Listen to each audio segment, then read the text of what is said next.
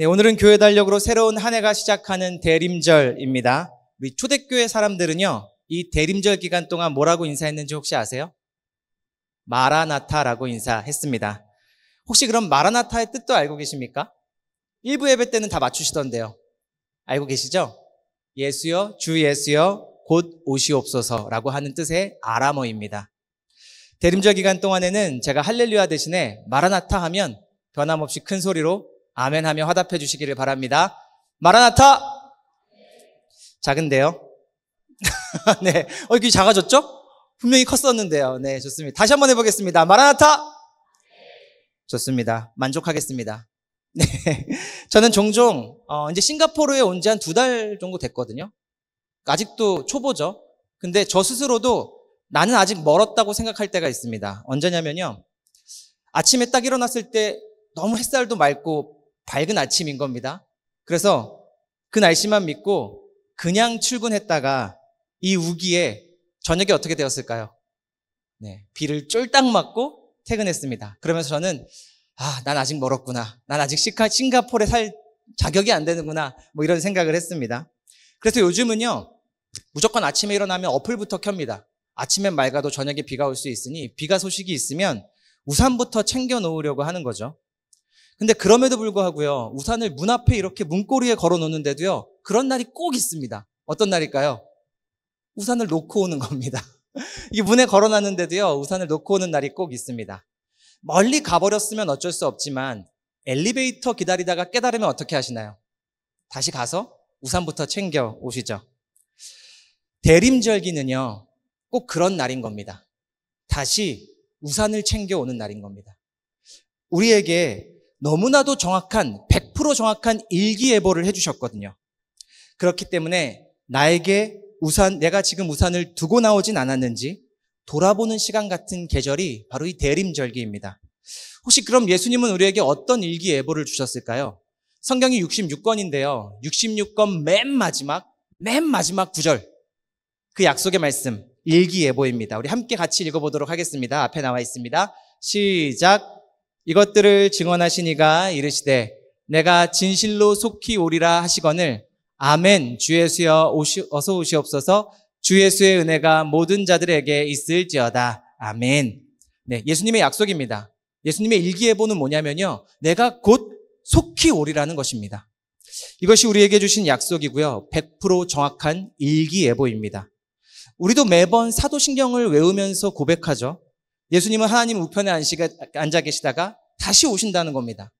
다시 오셔서 산자와 죽은 자를 심판하시고 또 새하늘 새 땅을 완성하신다고 말씀하십니다.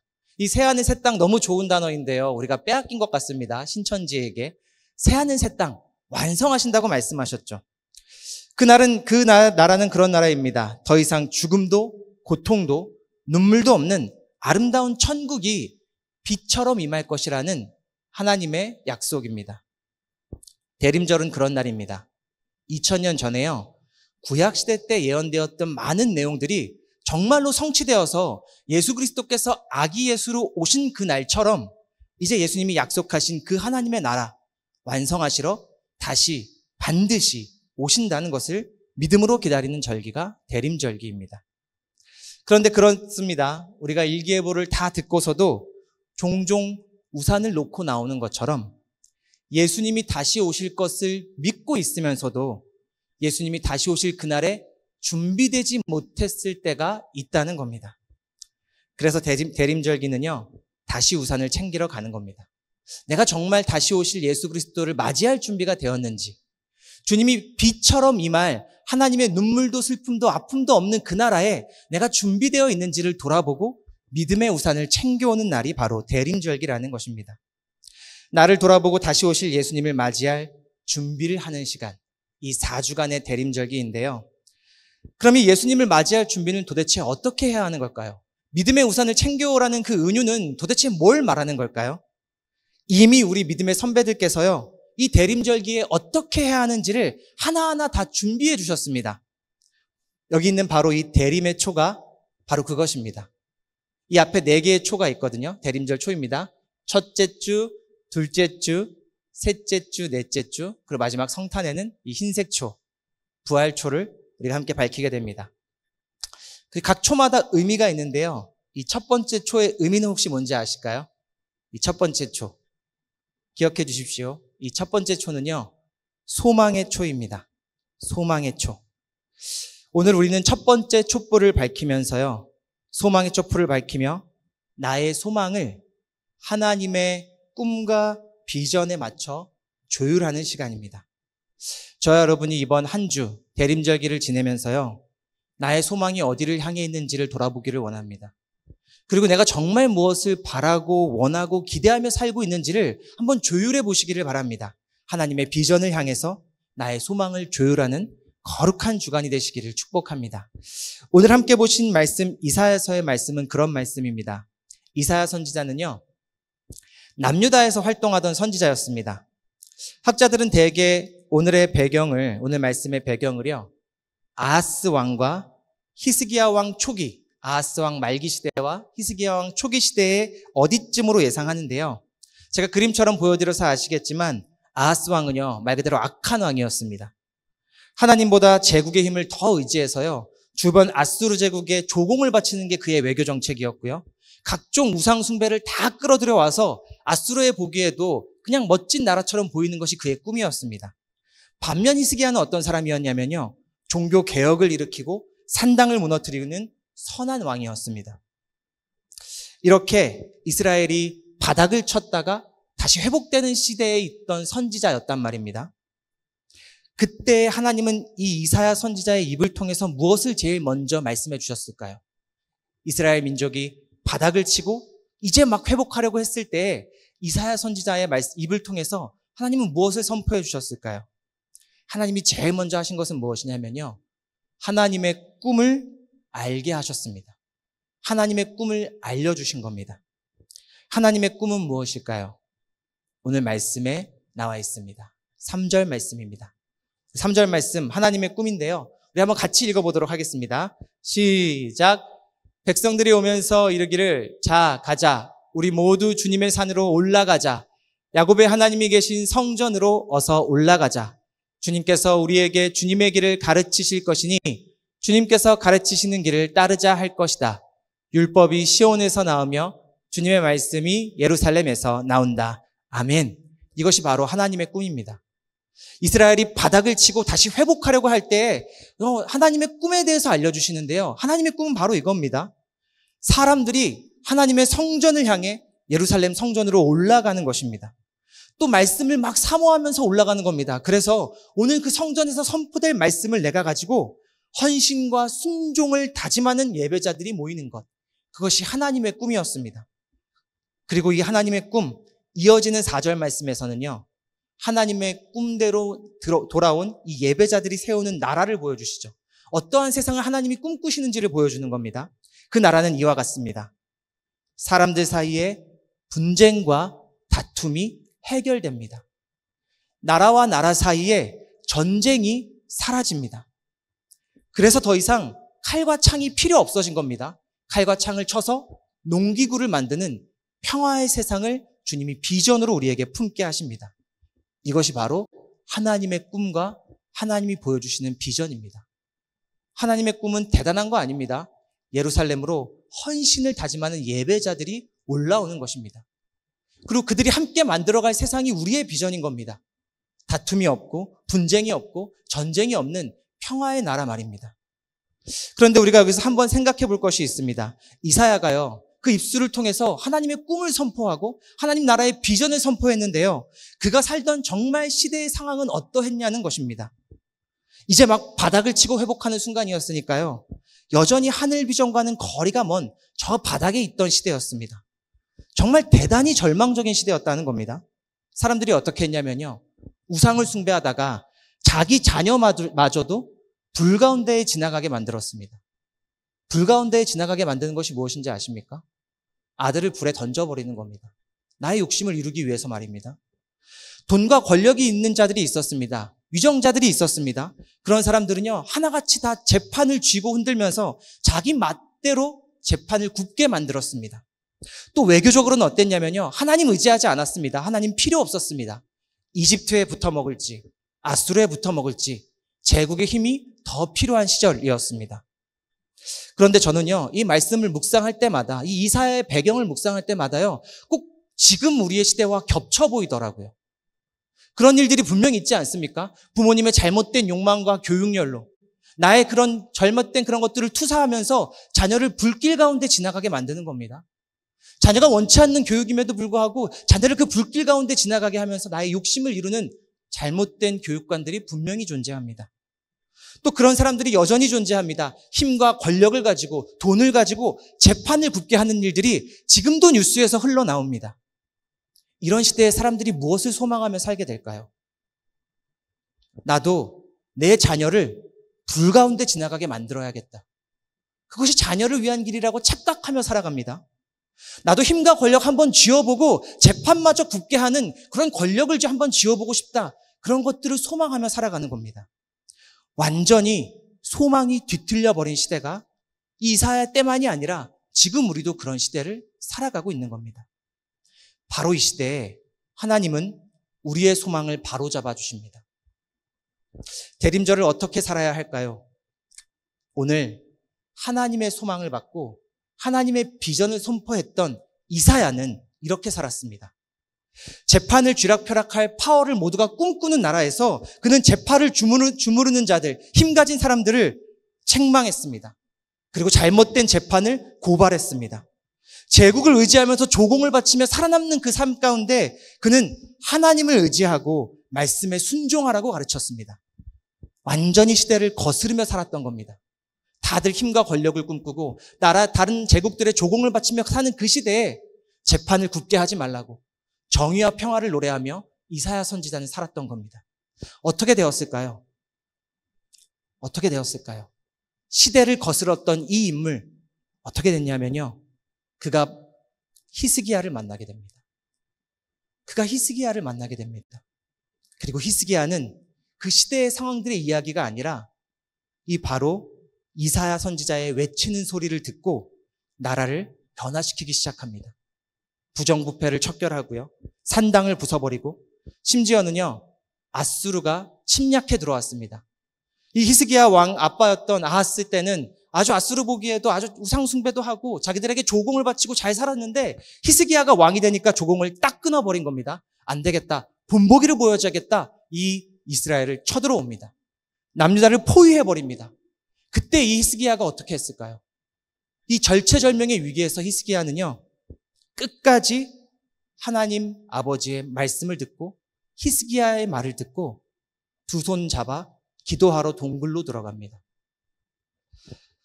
죽게 생긴 겁니다. 절체절명의 순간이었습니다.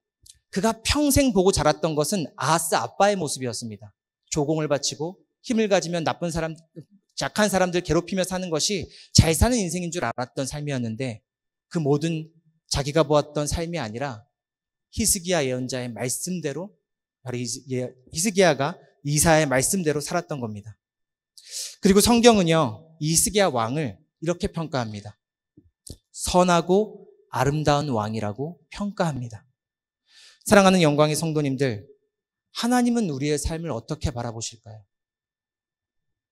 이 대림절기에 우리가 나의 소망을 한번 점검해 보기를 바랍니다.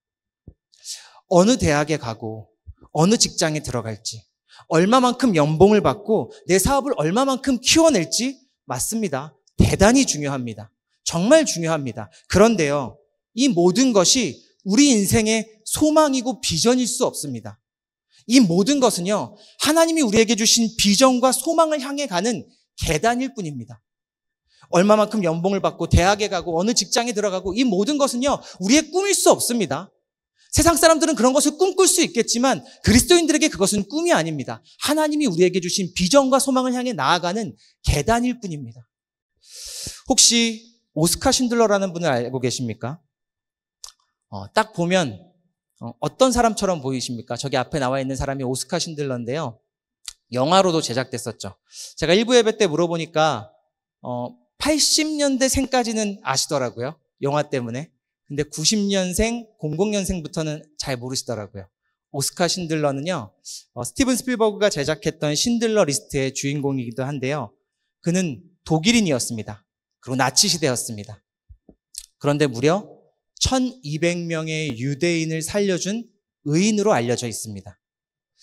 그러나 사실 처음부터는요, 영웅스러운 인물은 아니었습니다. 딱 보시기에도 약간 악덕한 사업, 이렇게 외모로 평가하면 안 되는데요. 좀 약간 악덕하고 욕심 있어 보이지 않습니까? 실제로도 의인이 아니라요, 기회주의자에 가까운 사람이었습니다. 나라의 전쟁이 터지자마자요, 그가 보았던 것은 뭐냐면요, 막 군수 물품이 왔다 갔다 하는 겁니다. 그래서 이 군수 사업하면 돈 좀 벌겠구나 생각했던 겁니다. 그래서 시대의 비극과 아픔인 전쟁을요, 돈벌이로 이용해 먹던 사람이었습니다. 평생의 꿈과 비전도요, 별거 아니었습니다. 그저 나 하나 잘 먹고 잘 살고 노는 것이 전부였습니다. 그래서 그는 공장을 세운 다음부터는요, 더 큰 이익을 위해서 나치 장교들과 어울리면서 그들을 접대하며 살던 사람이었습니다. 그런데요, 시간이 지나면서 그의 마음이 흔들리는 일들이 생겨나기 시작합니다. 자기 공장에서 일하던 유대인 노동자들이요, 나의 돈벌이 수단과 인력이 아니라 그들에게도 이름이 있다는 사실을 알게 된 겁니다. 그들에게도 가족이 있다는 사실을 알게 된 겁니다. 그들이 인력이 아니라 생명으로 보이기 시작한 겁니다. 그런데 그들이 수용소에 끌려가서 무참히 살해되는 시대를 살고 있다는 것을 깨닫게 됩니다. 그때부터 그의 소망이 변화되기 시작합니다. 그는 누구보다도요, 나치 정당에 잘 부합하고 그 시대에 딱 맞게 잘 살 수 있던 사람이었습니다. 다 그 시대를 타고 더 많은 이득을 취할 수 있는 환경이었습니다. 그런데 그의 소망이 완전히 바뀌게 됩니다. 돈이 곧 꿈이자 소망이었던 사람이었는데요. 혼자 잘 먹고 잘 사는 게 비전이었던 사람이었는데요. 이때부터 그가 가진 모든 물질은요, 새로운 소망을 향한 계단이 되었습니다. 그가 품었던 새로운 소망은 무엇이냐면요, 유대인 한 명이라도, 한 생명이라도 더 고용해서 더 살려내는 것이었습니다. 그렇게 완전히 자신의 상황과 시대를 거스르는 소망을 품고 비전을 갖게 된 것입니다. 그 이후로 어떻게 되었을까요? 완전히 이 시대를 거스르는 소망을 품은 신들러 리스트와 이 신들러 리스트는 어떻게 되었을까요? 신들러가 무너졌습니까? 아니면 히틀러가 무너졌습니까? 역사가 증명하듯이요, 이 나치 정권이 무너졌습니다. 그리고 지금까지 사람들의 마음에는요, 오스카 신들러, 본 회퍼 같은 비극의 시대에도 불구하고 하나님이 주신 소망과 비전으로 살았던 사람들이, 그 이야기가 우리에게 남아 울림이 되고 있습니다. 그리고 단순히 과거의 이야기가 아니라요, 그 과거가 지금 현재까지도 돕는 아름다운 이야기로 우리에게 남아 있다는 말입니다. 우리의 삶의 이야기는 어떨까요? 우리의 삶의 이야기는 어떻게 남아있게 될까요? 물론 우리의 삶이 영화로 제작될 일은 없을 겁니다. 그렇게 유명한 인들도 우리 중에 없을 겁니다. 다만 하나님 앞에 섰을 때 하나님은 나의 삶을 어떻게 바라봐 주실까요?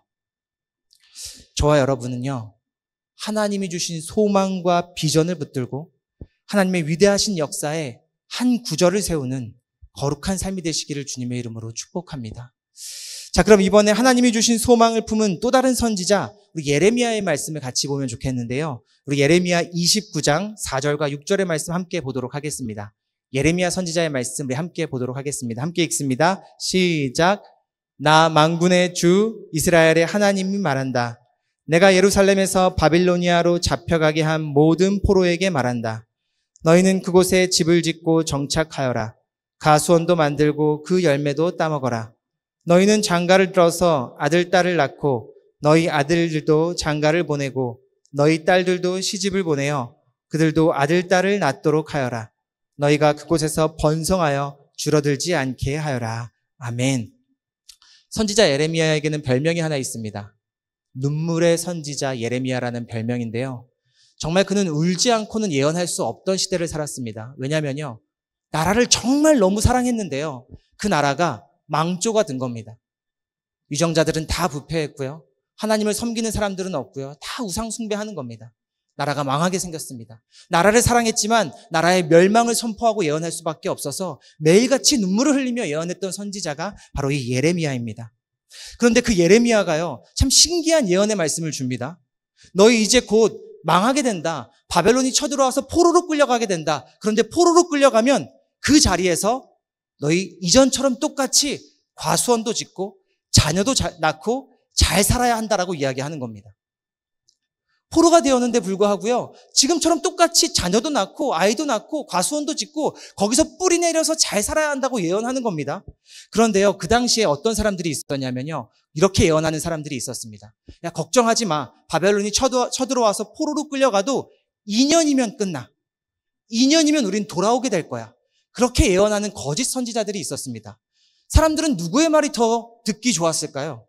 우리 이제 끌려가서 70년 동안 있게 될 거야랑 우리 갔다 2년만 버티면 돼랑 누구 말을 더 좋아했을까요? 사람들은요, 거짓 선지자의 말을 훨씬 좋아했습니다. 거짓 선지자의 말을 들었습니다. 그렇게 나라가 망하고 바벨론에 끌려갔습니다. 어떤 사람들이 있었냐면요, 거짓 선지자의 말을 들은 사람들은요, 과수원 짓지 않았습니다. 아이도 낳지 않았습니다. 결혼도 하지 않았습니다. 그저 2년만 버티려고 기다렸습니다. 아무것도 하지 않았습니다. 반면에 이 예레미야 선지자의 예언을 들은 사람들은 어떻게 했을까요? 원래 살던 그 모습 그대로 포로로 끌려갔지만 거기서 과수원도 짓고 아이를 낳고 아이들에게 신앙교육을 하며 정체성을 흔들리지 않도록 꼭 붙잡며 살아냈습니다. 저는 이 차이가요, 망상과 소망의 차이를 우리에게 보여주는 것 같습니다. 망상은 무엇입니까? 아무것도 하지 않고 기다리는 겁니다. 아무것도 하지 않고 그냥 기다리는 것이 망상입니다. 소망은 무엇입니까? 그 분명히 해방될 그 나라, 그 시간을 준비하며 살아가는 것이 소망입니다. 한 끗 차이입니다. 똑같이 기다리는 건데요, 망상은 마냥 기다리는 겁니다. 소망은 다시 올 그날을 위해 살아가는 겁니다. 세상의 사람들은 그리스도인들을 어떻게 볼까요? 우리가 망상에 빠진 사람처럼 보일까요? 아니면 소망을 붙들고 사는 사람처럼 보일까요? 예수님이 오신다고 믿고 살아가는 사람들을 세상의 사람들은 어떻게 볼까요? 정말 예수님이 오셔? 그거 진짜야? 그런데 우리랑 다른 게 없는 겁니다. 나랑 똑같이 세상의 것들을 소망하며 더 높은 직장, 더 높은 권력, 이런 것들을 꿈꾸며 다를 것 없이 살아가면서 예수님이 오신다고 말하는 사람들을 망상에 빠진 사람으로 바라볼까요? 아니면 소망을 붙들고 사는 사람으로 바라볼까요? 우리는 다시 오실 예수님의 재림을 기다리는 사람답게 그 나라를 준비한 사람들입니다. 가난이 없고 아픔이 없고 분쟁이 없는 평화의 나라를 준비하며 살아갈 때 세상은 그리스도인들은 망상에 빠진 게 아니라 소망을 붙잡고 사는 사람들이구나, 그렇게 우리를 이해하지 않을까요? 화분에 씨앗도 심지 않고 물도 주지 않으면서 봄이 되면 꽃이 피겠거니 가을이 되면 열매를 맺겠거니 기다리는 것은 소망입니까? 망상입니까? 분명히 망상일 겁니다. 소망은요, 씨앗도 심고 그리고 물도 주고 가꾸면서 봄에는 꽃이 피길 기대하고 가을엔 열매 맺기를 기다리는 것이 소망입니다. 마찬가지입니다. 우리는 기다립니다. 산 자와 죽은 자를 심판하실 예수님, 그리고 죽음도 고통도 슬픔도 없는 천국을 기다립니다. 그냥 시간이 가는 게 아닙니다. 우리는 소망 가운데 기다립니다. 그 천국에 물을 주고 예수님의 가르침을 꽃처럼 심어가며 우리는 다시 올 그 천국을 바라고 소망하며 기다리는 겁니다. 저와 여러분은요, 망상에 빠진 사람들이 아니라 소망하는 사람들이 되기를 간절히 소망합니다. 반드시 오십니다. 100% 맞아떨어지는 일기예보를 우리에게 주셨습니다. 눈물도 아픔도 분쟁도 그 다 없는 평화의 나라는 반드시 도래합니다. 우리는 그 평화의 나라를 위해서 하루하루를 살아가는 사람들입니다. 나에게 주신 모든 복, 나에게 주신 취직, 대학, 연봉, 이 모든 것들은 나의 꿈이 아니라요, 그 나라를 향해 가는 계단일 뿐입니다. 그렇게 세상 사람들과 구별되어 거룩히 살아갈 때 세상의 많은 사람들은 그리스도인들을 보고 소망을 품은 사람들이라고 이야기할 것입니다. 그래서 사도 바울은요, 초대교인들에게 이렇게 권면했습니다. 로마서 13장 12절과 14절의 말씀인데요, 이 말씀, 영원한 생명의 말씀처럼 지금 우리에게 권면하는 말씀처럼 우리가 한 목소리로 읽었으면 좋겠습니다. 우리 같이 한번 읽어보겠습니다. 시작. 밤이 깊고 낮이 가까웠습니다. 그러므로 우리는 어둠의 행실을 벗어버리고 빛의 갑옷을 입읍시다. 낮에 행동하듯이 단정하게 행합시다. 호사한 연애와 술 취함, 음행과 방탕, 싸움과 시기에 빠지지 맙시다. 주 예수 그리스도로 옷을 입으십시오. 정욕을 채우려고 육신의 일을 꾀하지 마십시오. 아멘. 사랑하는 성도님들, 가장 지혜로운 사람은 누구냐면요, 칠흑 같은 암흑의 때가 이제 곧 해가 떠오를 가장 가까운 시간임을 아는 사람들입니다. 가장 어두운 그때가 이제 곧 미명이 찾아올 그때임을 아는 사람입니다. 그러니 우리는 이 암흑의 시대라고 할 때 포기하는 것이 아니라 다시 떠오를 태양을 기다려야 합니다. 하나님의 나라는 반드시 100% 도래합니다. 그 나라를 위해 살아가시는 저와 여러분이 다 되시기를 주님의 이름으로 축원합니다.